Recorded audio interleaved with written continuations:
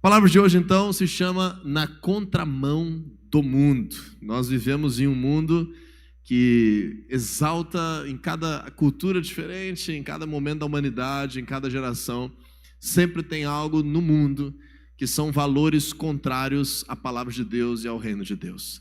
Vão mudando as diretrizes, vão mudando as tendências, mas nós sempre teremos nesse mundo, até que Jesus volte, de alguma forma, um ambiente hostil e contrário à palavra de Deus. É isso que a Bíblia chama deste mundo que nós devemos estar, muitas vezes, no sentido contrário ou negando algumas coisas que são tidas como normais na nossa realidade. Nos dias de Jesus, existiam algumas coisas no mundo que não eram condizentes com a palavra de Deus. Depois, quando a igreja se estabeleceu, algumas décadas depois, essas coisas foram mudando um pouquinho. Hoje já vivemos uma realidade bem diferente, a forma como se apresentam princípios contrários à palavra de Deus são outras, mas nós sempre temos que ter essa clareza de percepção e vivermos uma vida que busca agradar a Deus. Em 1 João capítulo 2, versículo 15 ao 17, vai dizer assim: não amem o mundo, nem o que nele há. Se alguém ama o mundo, o amor do Pai não está nele. Pois tudo o que há no mundo, o desejo da carne, o desejo dos olhos e a arrogância da vida, não provém do Pai, mas do mundo. O mundo e os seus maus desejos passam, mas aquele que faz a vontade de Deus permanece para sempre. Então, esse termo mundo, que a Bíblia em grego chama de o cosmos, não está se referindo à criação de Deus. A criação de Deus, ela é de Deus. Deus é que estabeleceu toda a beleza desse mundo, toda a pluralidade, a variedade, as vegetações, os animais, as paisagens. Deus gerou o ser humano, então as pessoas são todas amadas por Deus. Ele deseja salvar a todos, que todos o conheçam. Então nós não podemos confundir muito. Aquilo que há no mundo não é qualquer coisa que está do lado de fora do prédio da igreja. Pelo contrário, muitas vezes tem muita coisa do mundo que está aqui no nosso meio, quando nós nos reunimos para adorar, e coisas que também nós devemos evitar. Agora, o que temos que entender biblicamente é que quando a Bíblia fala neste mundo que nós devemos de alguma forma combater, está falando de um sistema cultural de trevas, está falando de um sistema de pensamento, de mentalidade tendenciosa ao pecado. E aí sim, isso se manifesta às vezes através de pessoas, através de linguagens, através de relacionamentos, através de comportamentos, que nós temos que aprender então a discernir isso espiritualmente. No mesmo livro de 1 João, agora no capítulo 5, se você quiser folhear 2 páginas da Bíblia adiante, 1 João capítulo 5, no versículo 19, eu vou ler na Nova Almeida Atualizada esse texto, ele diz assim: sabemos que somos de Deus e que o mundo inteiro jaz no maligno. Então existe aqui uma realidade espiritual da existência, da realidade natural deste ambiente em que nós vivemos, que a palavra de Deus está dizendo que o sistema do mundo, ele está morrendo debaixo do poder do maligno. Esse verbo jazer, a gente usa muito em funerais, né? Ou na sepultura de alguém, aqui jaz fulano de tal.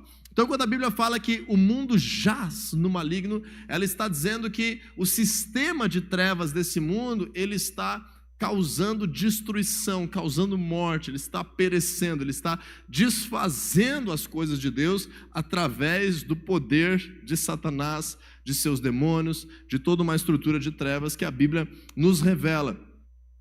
Em contraponto, esse mesmo texto nos afirma que nós precisamos saber que somos de Deus. Diz assim comigo: eu preciso saber se eu sou de Deus. E essa é uma resposta que a Bíblia também nos dá, caminhos para que você tome algumas decisões, tenha algumas clarezas, busque a Deus de uma forma correta para que você tenha essa consciência: olha, eu agora estou vivendo uma vida com Deus, eu sei que eu sou de Deus. No momento que eu sei que eu sou de Deus, parece que os meus olhos se abrem. Parece que o meu entendimento, ele ganha uma nova proporção e eu começo a perceber que existem coisas da vida, coisas ao redor, coisas que às vezes parecem ser boas, que na verdade não vêm de Deus. E essas coisas nós chamamos das coisas do mundo. Como cristãos, nós somos chamados, então, a viver na contramão do mundo. Eu quero voltar contigo em 1 João capítulo 2, para que nós venhamos aprender 3 grandes aspectos dessa verdade, à luz do texto bíblico, de andarmos na contramão do mundo. O primeiro está já no versículo 15, na verdade o primeiro e o segundo, mas vamos explorar o versículo 15 primeiro, que diz assim: não amem o mundo, nem o que nele há. Se alguém ama o mundo, o amor do Pai não está nele. Primeira coisa que nós precisamos aprender para conseguir discernir e andar na contramão do mundo é tomar uma decisão. A decisão de não amar o mundo. E quando nós entendemos esse texto bíblico do versículo 15, está fazendo um contraponto ali, dizendo que se alguém ama o mundo, o amor do Pai não está nele. O que significa então esse amor pelo mundo? É tudo que vai estar ocupando o meu coração no lugar do meu amor que eu cultivo por Deus. Lógico que antes de nós conhecermos a Deus, nós não vamos ter essa capacidade de discernir, porque apenas o amor do mundo é que nos é oferecido e que nos cativa e nos conquista. Mas no momento que nós, juntos aqui, como pessoas que estão reunidas num domingo quente, de um dia lindo, viemos à igreja, eu tenho certeza que você tem algum motivo para buscar a Deus por estar aqui neste lugar. E quando nós escolhemos a Deus, é um sinal que nós estamos querendo cultivar amor, porque a Bíblia ensina que o amor é uma escolha que gera uma entrega, é uma escolha que gera uma dedicação, é uma escolha que gera eu me doar. Então, quando eu amo a minha esposa, eu escolhi entregar a minha vida para viver com ela, eu escolhi me dedicar a ela, eu escolhi me doar a ela. Quando eu amo um filho, eu escolhi me entregar para cuidá-lo, para ensiná-lo, para me doar a ele, para formá-lo. Se eu amo a minha profissão, tem uma medida para isso também, e eu preciso escolher isso, e amar, e me doar, e me dedicar. O problema é quando qualquer uma dessas coisas que me cercam nesse mundo ameaçam o lugar de Deus.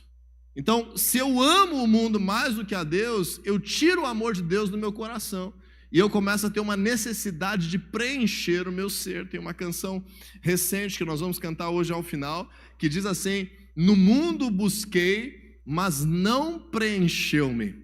Então, o mundo ele não consegue preencher aquilo que Deus pode preencher nas nossas vidas, mas quando nós estamos aqui buscando a Deus e ao mesmo tempo queremos amar o mundo de todo o nosso coração, nós também não vamos receber algo de Deus para nós. Dentro desse aspecto, existe uma dicotomia que a Bíblia ensina entre buscar a Deus e buscar aquilo que o mundo oferece. E podemos falar como uma dicotomia entre a luz e as trevas, em que é impossível nós estarmos amando todas as coisas que dão prazeres às nossas vidas nesse mundo e ao mesmo tempo amando a Deus de todo o nosso coração. Em Romanos 12:2, se você quiser abrir a tua Bíblia, esse é um dos meus versículos prediletos da palavra de Deus. É um versículo que eu te estimulo inclusive a decorar, porque é um manual de vida para nós. Romanos 12:2. A palavra de Deus vai falar assim: não se amoldem ao padrão deste mundo. Não se amoldem ao padrão deste mundo. Não vivam conforme os padrões deste mundo. Ou não vos conformeis com esse tempo, com esse século, com essa era, com esse sistema de coisas. Depende da tradução que você tem. Mas é justamente essa questão de que o mundo, ele tenta nos moldar. O mundo busca nos conformar, existe sempre em todas as culturas, em todos os grupos de amigos, em todas as famílias, uma coisa que é vista como sendo legal, como sendo certa, como sendo normal. Só que muitas vezes, para viver a vontade de Deus, a gente precisa sair dessa forma, sair desse molde, andar um pouquinho na contramão e desejar ser transformado, receber uma outra forma de ser. E aí nós temos uma escolha: eu vou me amoldar ao padrão desse mundo ou eu vou me moldar ao padrão da palavra de Deus. E ali em Romanos 12:2 vai dizer: não se amoldem ao padrão deste mundo, mas transformem-se pela renovação da sua mente, para que sejam capazes de experimentar e comprovar a boa, agradável e perfeita vontade de Deus. Então, o amor na Bíblia é muito mais uma decisão racional do que um sentimento somente. É uma decisão que envolve o coração, envolve os sentimentos, mas eu preciso escolher. Aqui que eu estou modelando a minha existência, as modas desse mundo, ao status do mundo, aquilo que as pessoas dizem que eu tenho que ser, senão eu serei criticado, senão alguém vai apontar o dedo para mim, eu vou me modelar a isso, ou eu vou querer me moldar a palavra de Deus? E é uma coisa oposta, porque a Bíblia está dizendo que para eu experimentar a vontade de Deus, eu preciso sair desse molde do mundo, e algumas coisas na minha vida vão ter que assumir uma nova forma, uma nova modelagem. E aí eu vou ser transformado, eu vou ganhar uma nova forma. Isso vem na forma de eu ver a vida, no meu entendimento ser transformado, ser renovado. E aí eu passo a viver a vontade de Deus para a minha vida. Eu tenho certeza, se você está aqui nesse lugar, você e eu, nós queremos viver a vontade de Deus para as nossas vidas, sim ou não? Você deseja viver a vontade de Deus para a tua vida? Às vezes, para viver a vontade de Deus na nossa vida, não é compatível alguns formatos que nós estávamos acostumados a viver neste mundo. Quando nós entendemos isso, nós vamos para o segundo aspecto. Uma vez que eu decidi que eu quero amar a Deus acima do que o mundo me oferece, eu preciso também escolher não amar o que há no mundo. Então, primeiro, quando eu entendo isso, eu já abro a possibilidade, bem, eu não preciso necessariamente ser como todo mundo, eu não preciso necessariamente amar as coisas desse mundo, eu escolho amar a Deus. Agora, para que eu venha amar a Deus na prática de verdade, eu não posso amar também as coisas que o mundo me oferece. Não adianta eu dizer que eu não amo o mundo, mas eu amar as coisas que o mundo me dá, que me afastam de Deus. E aí no versículo 16 de 1 João 2, nós vamos ter um detalhamento para sair dessa palavra um pouco filosófica e entrar um pouquinho mais na prática. Versículo 16 vai dizer assim, o 15 disse, lembram? Não amem o mundo nem o que nele há. E o que há no mundo? Versículo 16, pois tudo que há no mundo, abre um travessão ali, o desejo da carne, o desejo dos olhos e a arrogância da vida. Bota para mim lá, 1 João 2,16. Não provém do Pai, mas do mundo. Então aqui o apóstolo João está nos explicando. Ele não está dizendo tudo que há no mundo, os gatos, cachorro, a tua família, as árvores. Não, ele está dizendo coisas de trevas que nos induzem a nos afastar de Deus. Que é o quê? O desejo da carne, o desejo dos olhos e a arrogância da vida. Essas três coisas modelam quase tudo o que o mundo produz de mal nas nossas vidas. Aquilo que motiva, que potencializa, que gera resultado nos nossos impulsos da carne, que nos afastam de Deus, aquilo que constitui pecado na nossa realidade, aquilo que nós cobiçamos através dos nossos olhos e nós queremos viver isso, mas isso também não vem de Deus, e aquilo que nós conquistamos e nos ensoberbece, nos enche de orgulho, nos deixa altivos, tira a nossa humildade. Em outras traduções vai falar a soberba da vida. Em outra tradução vai falar a ostentação dos bens. Esse texto é extremamente apropriado para os dias em que nós estamos vivendo. Estamos vivendo dias em que no mundo nós temos mais do que nunca uma liberalidade sexual, uma promiscuidade no ar, que está quase que imposta sobre todos nós, como sendo assim uma coisa extraordinariamente boa,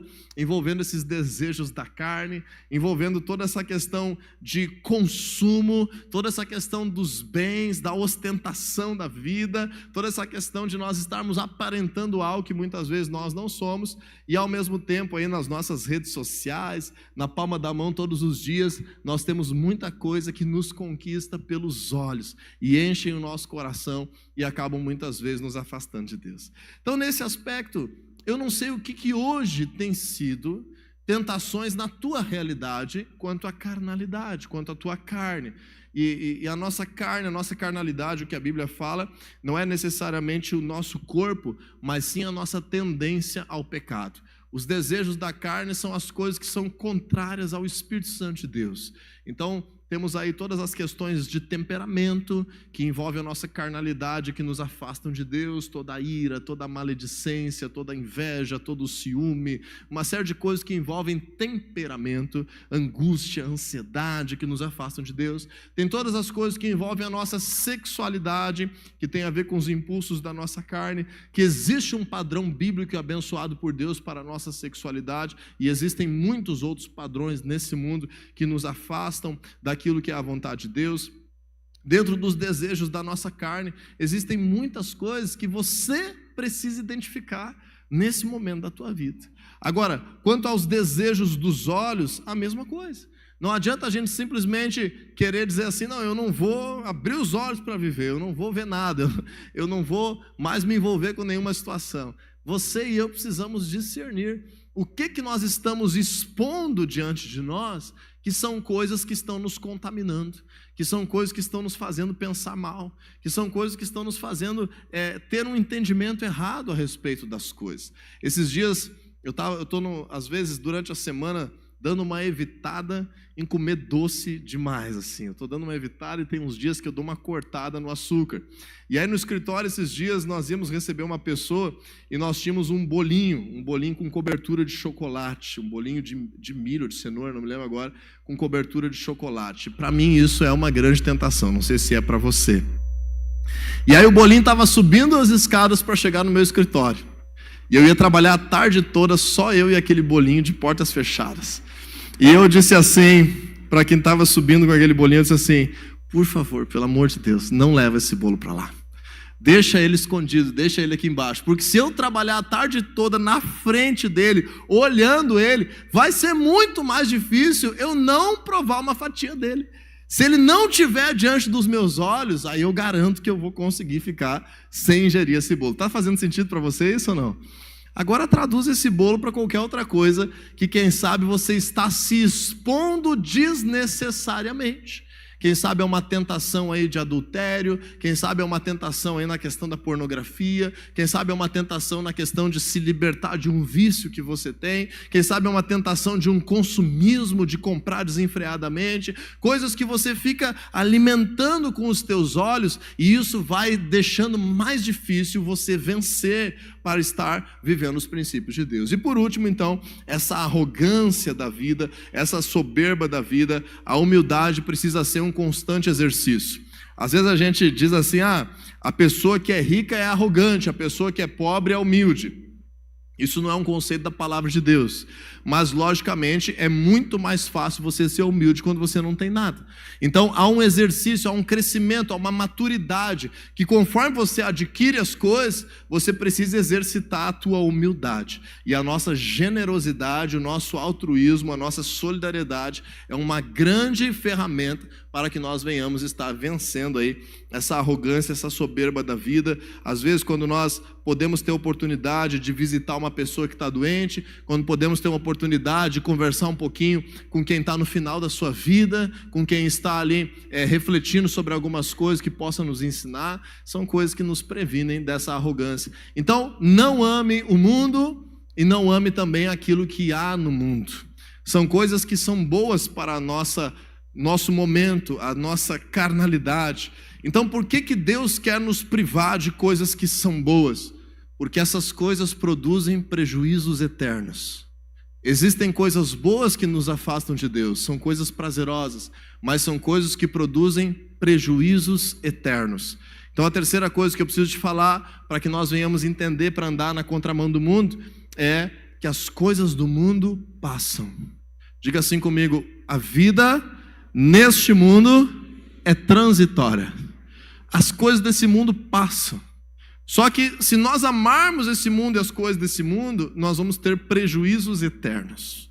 No versículo 17 de 1 João 2, vai dizer assim, o mundo e os seus maus desejos passam. O mundo e os seus maus desejos se vão, eles passam. Mas aquele que faz a vontade de Deus permanece para sempre. Vamos dar de novo o exemplo da dieta. Se você está intoxicado com café, se você está intoxicado com chocolate, se você está intoxicado com açúcar, provavelmente nos primeiros dias que você disser não para isso, você vai ter uma fissura.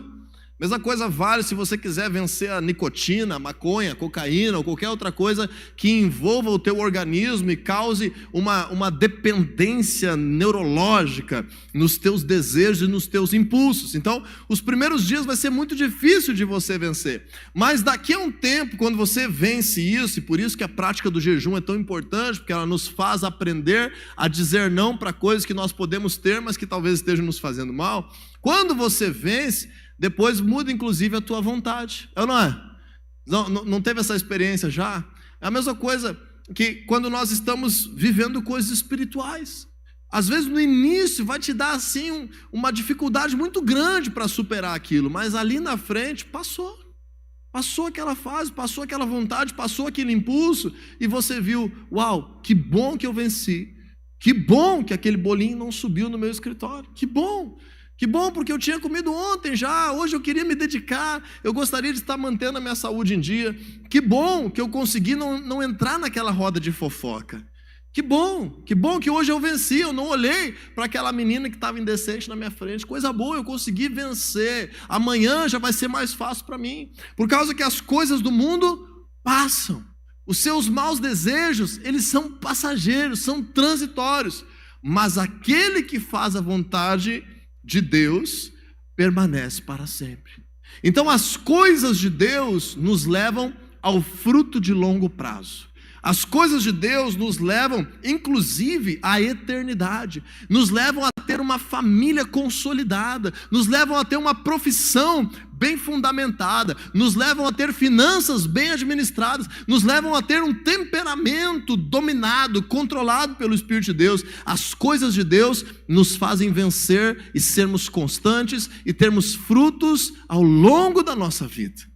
As coisas do mundo nos dão um prazer imediato e um prejuízo a longo prazo. As coisas de Deus, às vezes, requerem que nós venhamos negar algum prazer imediato, mas nós teremos uma grande colheita a longo prazo. O que você escolheria? Um prazer imediato e prejuízo a longo prazo, ou alguns sacrifícios imediatos e uma grande colheita a longo prazo? Nós estamos numa geração que quer tudo imediatamente, mas tudo imediatamente não dá.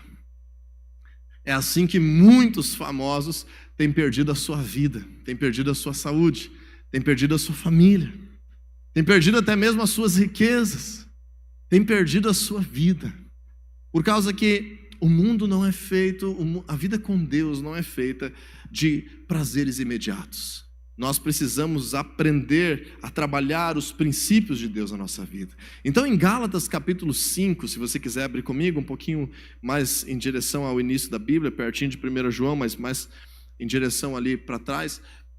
Gálatas capítulo 5, versículo 16. A palavra de Deus nos dá um conselho que nos norteia. O que eu devo fazer se eu não estou conseguindo vencer algo que me afasta de Deus? Eu preciso intensificar a minha força espiritual. Eu preciso intensificar a minha relação com Deus. Eu preciso intensificar as coisas que alimentam o meu espírito e que me fazem fortes para superar os impulsos da minha carne ou do ambiente que eu estou vivendo, ou pressões das trevas na minha vida. Em Gálatas 5,16 vai dizer assim: por isso digo, vivam pelo Espírito, e Espírito com letra maiúscula está se referindo ao Espírito Santo de Deus, viva pelo Espírito, e de modo nenhum você satisfará os desejos da carne. Então, quando nós estamos numa fase das nossas vidas de vencer alguma dificuldade que o mundo está nos impondo, e essa dificuldade pode ser várias, pessoal. Às vezes a gente tem que inclusive enfrentar prejuízos financeiros para não fazer a corrupção que todo mundo faz. Às vezes a gente tem que enfrentar alguns prejuízos relacionais, simplesmente por não sustentar mais uma mentira nas nossas vidas. Existem coisas do mundo que nos fazem enfrentar algumas realidades, mas se você viver pelo Espírito, se você orar sobre isso, se você andar em aconselhamento cristão sobre isso, se você buscar a palavra de Deus, se você buscar o poder de Deus, você vai vencer e o resultado será uma abundância de vida pela frente. Então, quando nós entendemos isso, as coisas do mundo passam. João nos lembra que o sistema do mundo é transitório, é temporário, é destinado à destruição, mas o reino de Deus é eterno. Muitas pessoas investem as suas vidas, muito tempo das suas vidas, naquilo que não é eterno. E nós temos que fazer isso também. Jesus nos ensina a orar pelo pão de cada dia, e isso vai se resolver naquele dia, e amanhã eu vou precisar comer algo de novo. Isso é algo da minha humanidade, mas eu preciso entender que são as coisas eternas que de fato me trazem realização, me trazem abundância de vida, me trazem vida com Deus, me trazem uma alegria sobrenatural.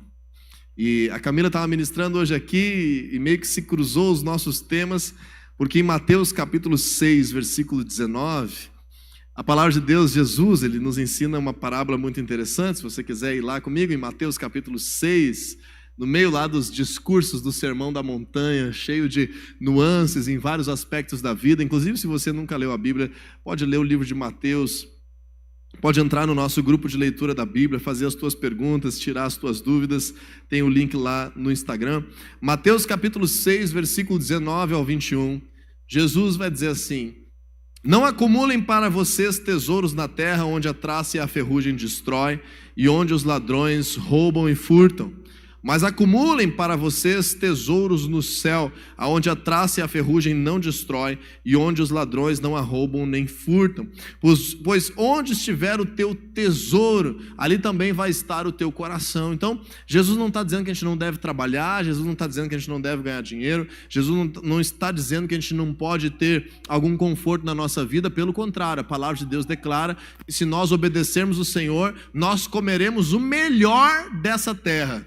Essa é uma promessa para nós podemos esperar isso tranquilamente.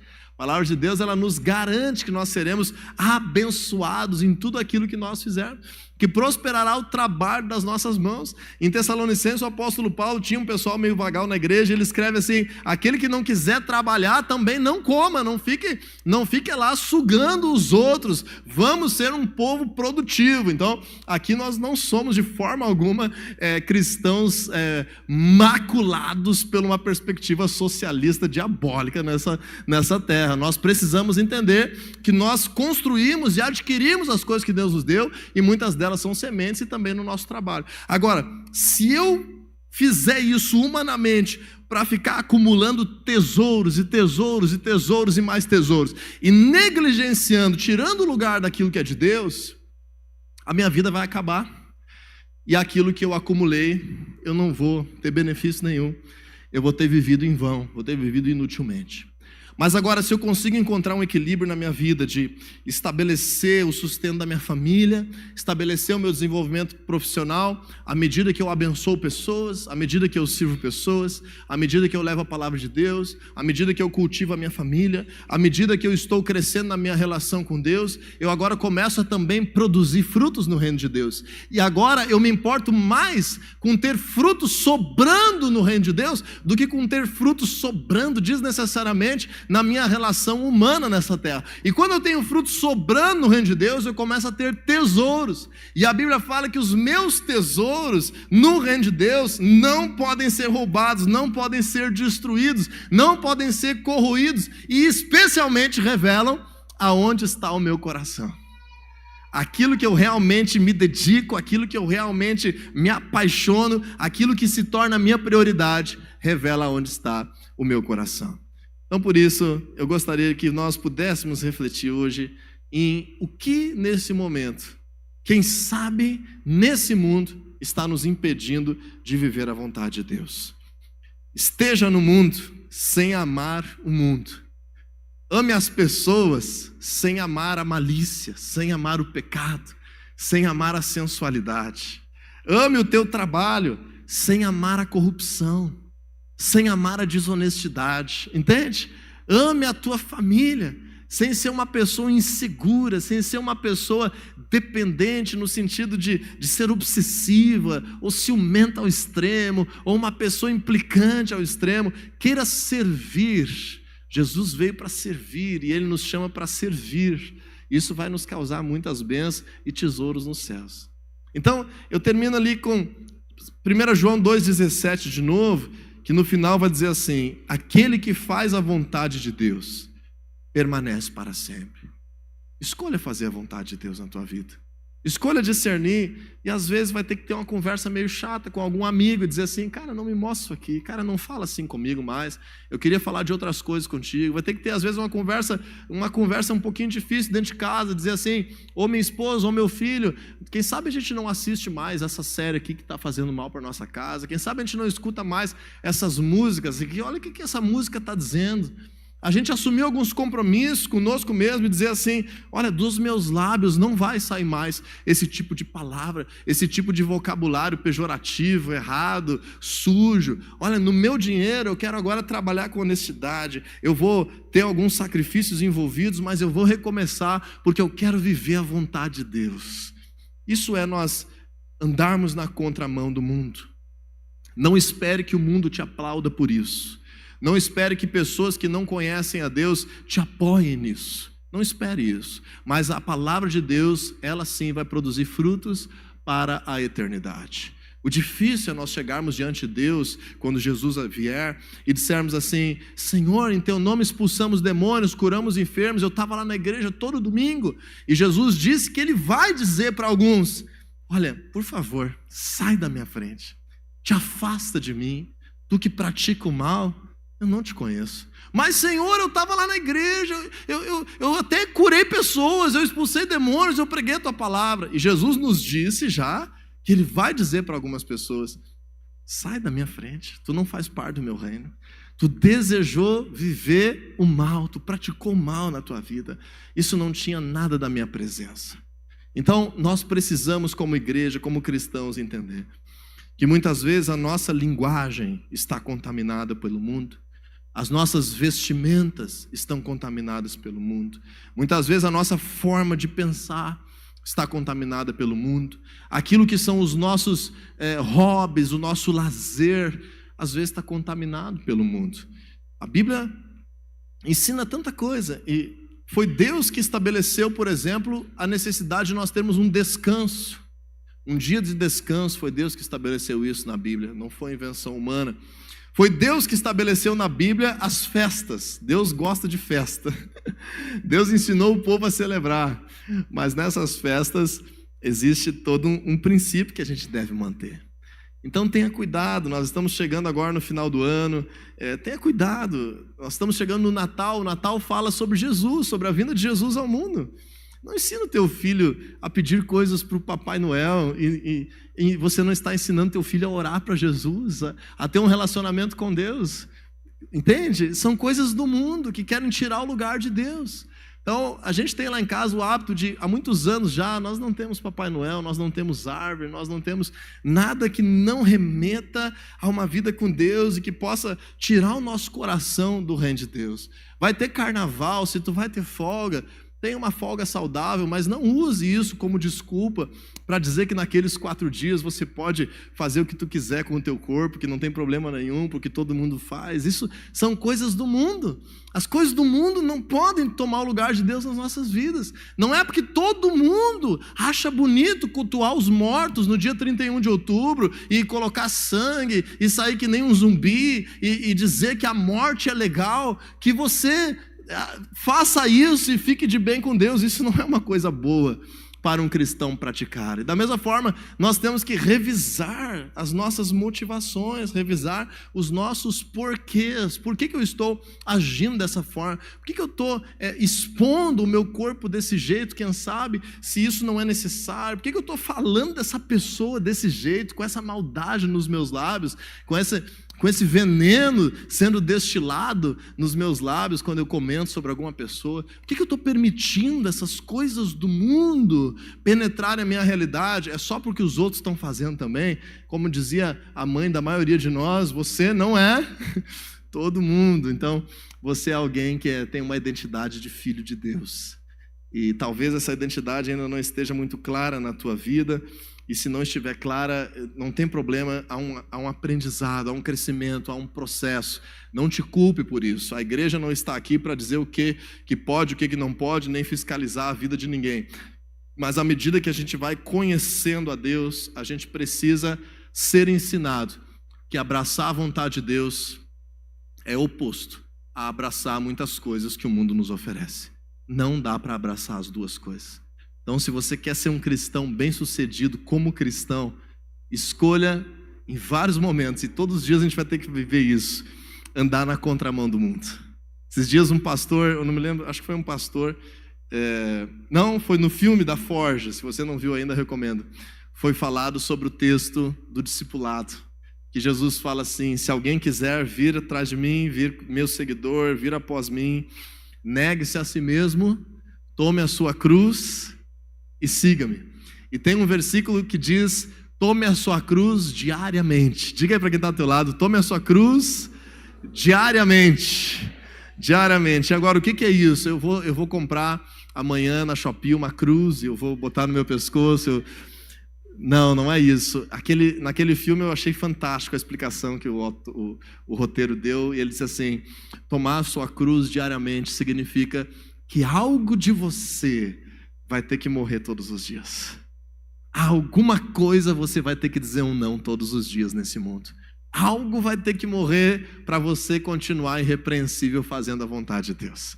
Que o Espírito Santo sonde os nossos corações, abra os nossos olhos e nos faça entender, porque Deus tem uma vida abundante de alegria, de paz, sobrenatural, abençoada para nós. A vida cristã é a melhor vida que nós poderíamos ter, mas para tê-la e abraçar a vontade de Deus, às vezes algumas coisas que o mundo está nos dando assim, de banquete, tem que receber um não, tem que morrer naquele dia, para que a longo prazo venha uma colheita extraordinária, sobrenatural.